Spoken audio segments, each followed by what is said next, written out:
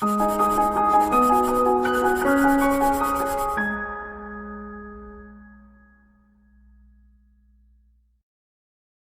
friends, welcome to ProTalent and I'm Nitin Parmar. My dear students, NMIMS के examination dates आ चुकी है. So in this video, I'm going to tell you about everything which you need to know about NMIMS examination, primarily for the commerce students, primarily for the courses which are related to BBA, which are related to BBA International Business और BBMM और varieties of the other courses. So इस video में आपको पूरी जानकारी मिलेगी कि examination का एलिजिबिलिटी क्या है, कॉलेजेस कौन से हैं, ठीक है, कट ऑफ क्या होता है, एग्जाम का स्ट्रक्चर क्या होता है, लास्ट ईयर एग्जाम में क्या हुआ था और हमें तैयारी में क्या ध्यान रखना चाहिए, और साथ में सबसे महत्वपूर्ण चीज जो मैं आपको बताऊंगा कि भैया अगर आप इस साल 12th में हो, ठीक है, तो आपको इस एग्जाम के टेक कब कब लेने हैं. ठीक है, चलिए great, let's start to talk about NMIMS का एग्जामिनेशन कॉल एनपैट. सबसे पहली चीज, एनपैट एग्जामिनेशन का स्ट्रक्चर क्या होता है. NPAT examination has 3 section. 1, quantitative and numerical ability 40 questions. Reasoning and general intelligence 40 questions. Proficiency in English 40 questions. Total 120 questions in 100 minutes. बिल्कुल सही सुना आपने, 100 मिनट का पेपर होता है दोस्तों और 120 क्वेश्चंस होते हैं. कितने क्वेश्चंस होते हैं? 120, 100 मिनट्स. ओके, क्लियर है? 2 घंटे का पेपर नहीं है भैया. यस और no? Is that very clear? 100 minutes. चलिए ग्रेट. कौन कौन से कोर्स में अप्लाई कर सकते हो आप? कॉमर्स में जा सकते हो, इकोनॉमिक्स में जा सकते हो, ब्रांडिंग में जा सकते हो, लिबरल आर्ट्स में जा सकते हो, इंटरनेशनल स्टडीज में जा सकते हो, ठीक है, ब्रांडिंग एंड मैनेजमेंट में जा सकते हो. तो this are the kind of varieties of the options available to you. So ये हो गया सबसे पहला पार्ट, एग्जाम का स्ट्रक्चर. एग्जाम का स्ट्रक्चर की जानकारी होने से मन में शांति ये रहती है कि चलो भैया तैयारी कैसे करते हैं उसके बारे में क्लैरिटी हो जाएगी. अब आता है दूसरा बात, सर एग्जाम के डेट बता दीजिए. बिल्कुल, registration process started from 1st of December. ठीक है, the last date to apply is 21st of May. ठीक है, examination is going to start from 4th of January to 31st of May. ठीक है, आपको इतने दिनों के बीच में you will have 3 attempts possible. आपको 3 अटेम्प्ट दे सकते हैं, मतलब आपको आसानी से 3 अटेम्प्ट का ऑप्शन मिलेगा. आप पहला अटेम्प्ट देंगे, द फर्स्ट अटेम्प्ट, ठीक है, उसके बाद आपका सेकेंड अटेम्प्ट होगा और उसके बाद आपका होगा थर्ड अटेम्प्ट. ठीक है, अब आप देखिए कि आपके पास 3 अटेम्प्ट के लिए डेट अवेलेबल कब से? 4 जनवरी से 31st of May. Generally 2 attempt के बीच में मिनिमम 15 डेज का मार्जिन आपको रखना पड़ता है. Is that okay? खुद की तैयारी के लिए भी और कॉलेज के रिक्वायरमेंट के मुताबिक भी. ठीक है, तो भैया अब आप समझिए कि आपका एग्जाम मोस्टली मार्च एंड में खत्म होगा, विच मीन्स आपके पास अप्रैल और मई का टाइम मिलेगा. ये सुनो, अप्रैल और मई महीने में आप अपने सेकेंड अटेम्प्ट और थर्ड अटेम्प्ट लेंगे. हाँ जी, मैं आपको ये बोल रहा हूँ, तीनों 3 अटेम्प्ट लेने हैं. 2 अटेम्प्ट लेने से कोई फायदा नहीं है, तीनों 3 अटेम्प्ट लेने हैं. ये सुनो, तीनों में से जो बेस्ट ऑफ द सिनेरियो होगा वो आपको दिया जाएगा. That is the score they are going to take. So पहला अटेम्प्ट आपको लेना चाहिए, है ना, जनवरी एंड में या स्टार्ट ऑफ फरवरी. ये सुनो, ये आपको पहला अटेम्प्ट लेना चाहिए. क्यों आपको इस समय पे अटेम्प्ट लेना चाहिए? बिकॉज आपको एक असेसमेंट हो जाए कि भैया ये एग्जामिनेशन कैसी है और आपके पास तैयारी करने में अभी से लेकर जनवरी तक का, मिड ऑफ जनवरी तक का आपके पास इनफ टाइम अवेलेबल है, ताकि आप एक पहला अटेम्प्ट दे दो, आपको एक असेसमेंट हो जाए, आप उस मुताबिक तैयारी करना सोच लें मन में, और फिर आपका अपना second attempt you can take in the month of April and then the third attempt you can take in the month of May. ठीक है, पर रजिस्ट्रेशन अभी से कर लीजिए. ये नो, क्यों अभी से कर लीजिए? ताकि आपको ये सबका शेड्यूलिंग मिल जाए, डेट्स मिल जाए. Is that very clear? सबको समझ आ गया कि कैसे करना है? ग्रेट. सबसे पहला अटेम्प्ट आप लेंगे जनवरी एंड या mid of January, depending upon your preparation, but you will take first attempt before the first week of February. That's the first thing. second attempt and third attempt you are going to take in the month of April and May. ठीक है? In case some of you are too much constrained with respect to application form and the examination schedule and everything, तो भैया उनका कहानी थोड़ा सा अलग हो सकता है. ठीक है? जैसे कुछ students who are applying from IB board, IB board के स्टूडेंट्स के लिए, क्योंकि IB बोर्ड के बच्चों के लिए मई के महीने में उनका बोर्ड का एग्जाम आएगा. yes or no? So they must complete their attempt by April. So one is they are going to take in the month of January, second is they are going to take in the month of March, and the third they are going to take in the month of April. That's how they can take. Simple है. समझ में आया दोस्तों? चलिए, बहुत अच्छी बात है.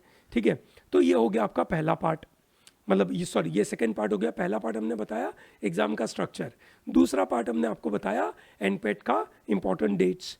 अब इसके साथ आपके मन में सवाल आ सकता है कि सर कौन से कॉलेजेस एफिलिएटेड है, थोड़ा सा बताएंगे. बिल्कुल दोस्तों, इसके अंदर जो कॉलेजेस एफिलिएटेड है that is called Anil Surendra Modi School of Commerce, और popularly known as School of Commerce. दूसरा है स्कूल ऑफ इकोनॉमिक्स, तीसरा है School of Branding and Advertising, चौथा है Jyoti Dalal School of Arts. ठीक है, पांचवा है Pravin Dalal School of Entrepreneurship and Family Business Management, and then Center for International Studies. So effectively you have 6 schools and various programs. कौन कौन से? BBA, BCom Honors, BSc Finance, BSc Economics, BBA Branding and Advertising, BA Honors in Liberal Studies, Bachelor in Business and Management and Marketing, and BBA International Business in collaboration with the Kingston University of London. So it's a dual degree program. Okay, so effectively the program which you are going to get is 1 Commerce, BBA, BCom, BSc Finance, Economics, BSc Economics, ठीक है, BBA in Branding and Advertising, Liberal Studies, BBA in International Business and BBA in Business Management and Marketing. चलिए एक एक करके समझते हैं इन course का मतलब क्या होता है. ठीक है, पहला कॉमर्स में जाएंगे, आपका main full fledged main programme होगा आपका BBA. I will always prefer people to go for BBA course because BBA course will be more broader. ठीक है, BBA course will be more you can say covering you can say lot of subjects. ठीक है, rather than going for BCom honors. BCom honors वो बच्चे करेंगे जो लोग you can say CA करना चाहते हैं, उन लोगों के लिए शायद ये बहुत अच्छा कोर्स बन सकता है. और BSc फाइनेंस, ठीक है, थोड़ा सा उन लोगों के लिए कोर्स है जो स्टॉक मार्केट में जाना चाहते हैं. पर दोस्तों अगर आप लॉन्ग रन में एक अच्छे you can say long run में एक अच्छे कॉरपोरेट हाउस में काम करना चाहते हो और अगर आप इसके बाद MBA भी करेंगे तो ऑलवेज प्रीफर्ड BBA है. और BBA का कट ऑफ बाकी सब प्रोग्राम से काफ़ी ऊपर रहता है. Is that very clear? समझ आया? BBA का cut off will be always above BCom, it is always above BSc Finance. Then you can go for BSc Economics. In case you are interested in economics, economics के अंदर it is definitely a wonderful course. It's economics and statistics का mix है. You'll have a lot of opportunity to do research. ठीक है, working with the teachers and working on their projects. So काफ़ी अच्छा course है economics का. पर obviously सब लोगों को इकोनॉमिक्स नहीं पसंद होगा ना. ठीक है, या कुछ लोगों को पसंद होगा but they will not be interested to develop a career in it. समझ में आना बहुत ज़रूरी है कि करियर बनाना कहाँ पे है. सो मैनेजमेंट में अगर जो करियर बनाना चाहता है तो उसको पता है कि भैया BBA करना पसंद है. ठीक है, या BSc फाइनेंस करके फिर MBA करेगा और उसके बाद. ठीक है, BSc इकोनॉमिक्स उन बच्चों को करना चाहिए जिनको क्लियर कट पता है कि मुझे इकोनॉमिक्स में जाना है और उसका मैथमेटिक्स बहुत अच्छा है. ठीक है ना, तो वो बच्चे यहाँ पे जाएंगे. ठीक है दोस्तों, कभी भी इकोनॉमिक्स कोर्स को इसलिए नहीं पसंद करना चाहिए क्योंकि ज़्यादातर लोग BBA करना चाहते हैं और मुझे उनके जैसा उस भेड़ चाल में नहीं चलना है, इसलिए मैं कोई नया डिग्री लेना चाहता हूँ, यह सोच के नहीं जाना है. समझ में आया? ठीक है, आपको उस सब्जेक्ट्स में पढ़ने का इंटरेस्ट है, आपने उन सब्जेक्ट्स को देखा, मतलब आप इस साइट पे गए ना, आप ये इकोनॉमिक्स वाले स्कूल ऑफ इकोनॉमिक्स के साइट पे गए और वहाँ पे वो 3 साल में क्या क्या कोर्सेज करवाते हैं वो आपने देखा, और आपको जेन्युइनली वो कोर्स करना है, और आपको ये भी पता चला कि वो कोर्सेज करके मैं फ्यूचर में किस तरीके से आगे बढ़ूंगा। अगर ये आपके मन में क्लियर हो तो अच्छी बात है, नहीं क्लियर हो दोस्तों तो प्लीज आप इसकी क्लैरिटी लीजिए। यस और no, is that very important, is that very clear? अगर आपको क्लैरिटी नहीं हो, आइए मिलिए प्रो टैलेंट से and get complete guidance about it. Coming to the next part, which is called branding and advertising. The people who are interested to work with advertising, developing brand image, ठीक है, working on audio visuals, ठीक है, working on consumer behavior, उनके लिए बहुत अच्छा field है। यहाँ पे मैथ की रिक्वायरमेंट नहीं है, या मैथ आपको चाहिए, आपका मैथमेटिक्स एज अ सब्जेक्ट्स चाहिए। दोस्तों आप अगर वर्निकुलर मीडियम से पढ़ते हो, मतलब स्टेट बोर्ड से पढ़ाई करते हो, और आपके स्टेट बोर्ड में मैथमेटिक्स एज अ सब्जेक्ट नहीं है पर स्टैटिस्टिक्स है, तो भी चल जाएगा। Is that okay? ठीक है, पर मैथ या स्टैट की एलिजिबिलिटी चाहिए। लिबरल आर्ट्स का कोर्स उन बच्चों के लिए जिनको एक ओवरव्यू पूरी दुनिया का चाहिए, एक एक ऑप्शन चाहिए कि मैं इस मतलब इकोनॉमिक्स भी पढूं, साइकोलॉजी भी पढूं, ठीक है, मैथमेटिक्स भी पढूं, और बहुत सारे एरियाज में पढूं। तो ये ज़्यादातर आईबी बोर्ड के बच्चों के लिए ये फिट जगह है।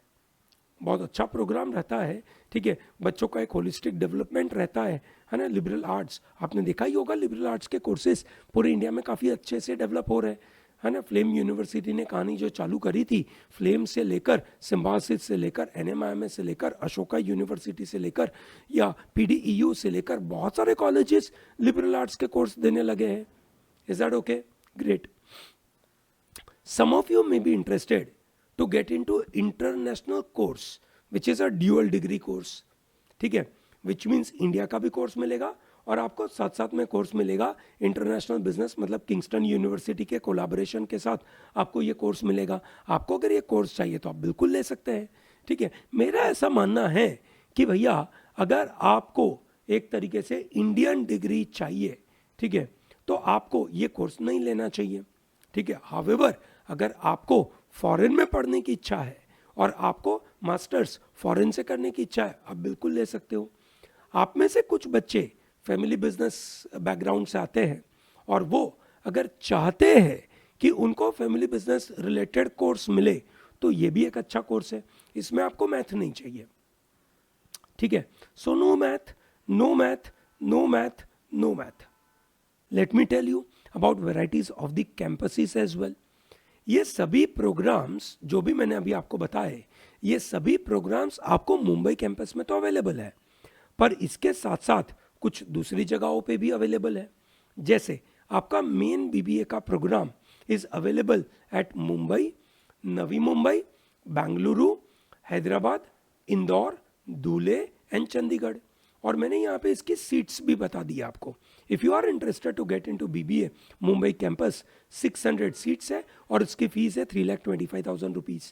नवी मुंबई में जाएंगे तो 240 सीट्स है, बेंगलुरु में 240 है, हैदराबाद में 120, इंदौर में 240, धुले में 60 एंड चंडीगढ़ में 120। और उसका फीस स्ट्रक्चर 325 है नवी मुंबई में, 315 है बैंगलोर में, हैदराबाद में 275 है, इंदौर में 275 है, ठीक है, और धुले में 152 और चंडीगढ़ में 175 है।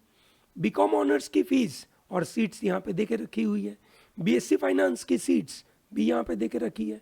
सो आप समझ सकते हैं कि आपको आइडियली पहला प्रेफरेंस देना चाहिए मुंबई में।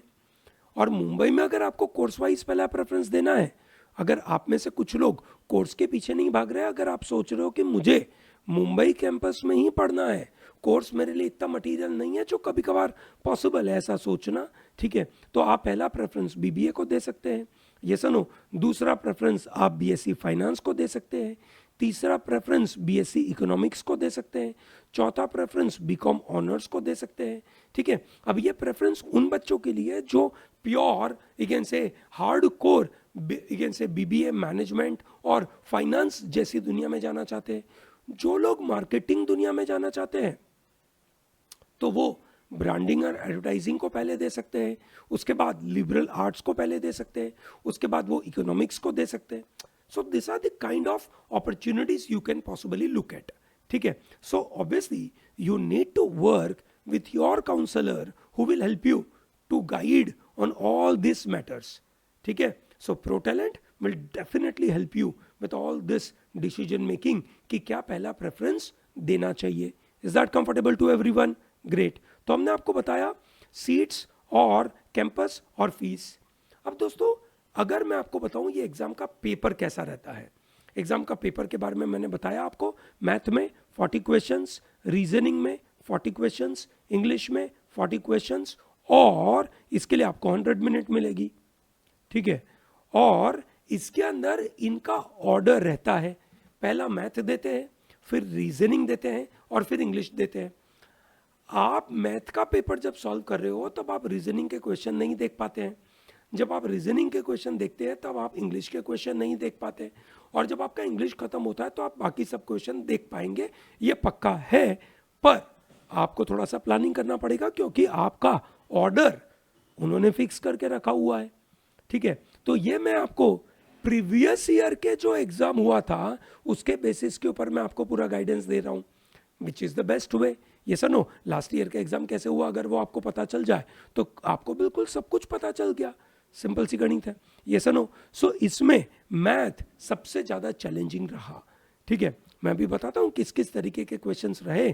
ठीक है. पर सबसे ज्यादा challenging math was there, and then reasoning और इंग्लिश काफी इजी रहा. Overall paper was moderate, not very easy because math was very tough. Is that very clear? तो भैया मैथ की तैयारी में लग जाइए. मैथ में क्या पूछा इन्होंने? मैथ में इन्होंने 40 क्वेश्चन में से करीबन 4 या 5 क्वेश्चंस ट्रिग्नोमेट्री के पूछे, एपीजीपी स्टैटिस्टिक्स के क्वेश्चंस पूछे, एरिथमेटिक के क्वेश्चन सबसे ज्यादा रहे, प्रोबेबिलिटी परम्यूटेशन कॉम्बिनेशंस के क्वेश्चंस रहे. सो जिसके अंदर बहुत ज्यादा कैलकुलेशन करना पड़ा. ठीक है. बहुत सारा कंसेप्ट्स लगाने की जरूरत पड़ी, और इसलिए लोग 40 क्वेश्चन में से 25 के आजू बाजू ही अटेम्प्ट कर पाए. 15 के आजू बाजू क्वेश्चंस लोग नहीं कर पाए, जो बहुत डिफिकल्ट सिनारियो बन जाता है आपके लिए. ये सुनो. ठीक है. रीजनिंग में 40 में से लोग 30 प्लस अटेम्प्ट कर पाए. डेटा इंटरप्रिटेशन के क्वेश्चंस रहे, वेन डायग्राम, विजुअल रीजनिंग के क्वेश्चंस रहे, स्टेटमेंट आर्ग्यूमेंट कंक्लूजन के क्वेश्चंस रहे, सीरीज, कोडिंग, डिकोडिंग, एनालॉजी के क्वेश्चंस रहे. सो दैट वे 40 क्वेश्चंस में से 30 प्लस करना बस इजी. अगर आप इसकी तैयारी कर रहे हो तो अच्छी बात है. एंड देन इंग्लिश में 40 में से 35 प्लस अटेम्प्ट करना वाज डैम इजी. आरसी के 15 क्वेश्चंस थे, ग्रामर के 10 क्वेश्चंस थे, और वो कैप के 15 क्वेश्चंस थे. So overall this was the easiest one. ठीक है. देन रीजनिंग, एंड सबसे ज्यादा टफ रहा आपका क्वांट. समझ में आया दोस्तों? Very good. तो क्या आप इन सब की तैयारी करना चाहते हैं? ठीक है. तो आपको ये नंबर लाने पड़ेंगे. बीबीए के मुंबई कैंपस में अगर आपको जाना है तो आपके पास 120 क्वेश्चन में से, ठीक है, आपको 85-87 मार्क्स लाने की दरकार रखनी पड़ेगी. आप उससे कम लाएंगे तो भैया प्रॉब्लम हो जाएगा. Similarly BSc finance, similarly BCom honours, है ना. आप देखिए ये पूरा डिटेल मैं आपके सामने लेके आया हूं, और ये पूरा मैं मुंबई कैंपस के बारे में बात कर रहा हूं. अभी के लिए मैं दूसरे कैंपस के बारे में बात नहीं कर रहा हूं, पर एज वी प्रोग्रेस फर्दर, ठीक है, I will talk about all those different campuses. ठीक है. अभी I want to give you those target. ठीक है, कि मैं आपको टारगेट देना चाहता हूं कि भैया कैसे काम करें. Is that comfortable with everyone? ठीक है. चलिए, तो ये वीडियो के अंदर मैंने आपको पूरी इंफॉर्मेशन दे दी. ठीक है. अगले वीडियो में I will go section by section कि मैं मैथ में कैसे तैयारी करना, क्या क्या चीज़ों का ध्यान रखना, इंग्लिश में क्या क्या तैयारी करना, क्या क्या चीज़ों का ध्यान रखना, एंड सिमिलरली फॉर एलआर. और उन सब के अच्छे अच्छे कॉन्सेप्ट्स, अच्छे अच्छे कंटेंट मैं आपको यहाँ पे देना चालू कर दूंगा. So you will start working on it. Is that comfortable with everyone? सबको क्लियर है भैया? चलिए, बहुत अच्छी बात है दोस्तों. अगर आपको ये वीडियो पसंद आया तो इस वीडियो को लाइक जरूर करें, चैनल को सब्सक्राइब जरूर करें, because we are going to give you all this important information regularly on this site. Don't miss out on it. Okay, great. Thank you very much for watching this, and all the best.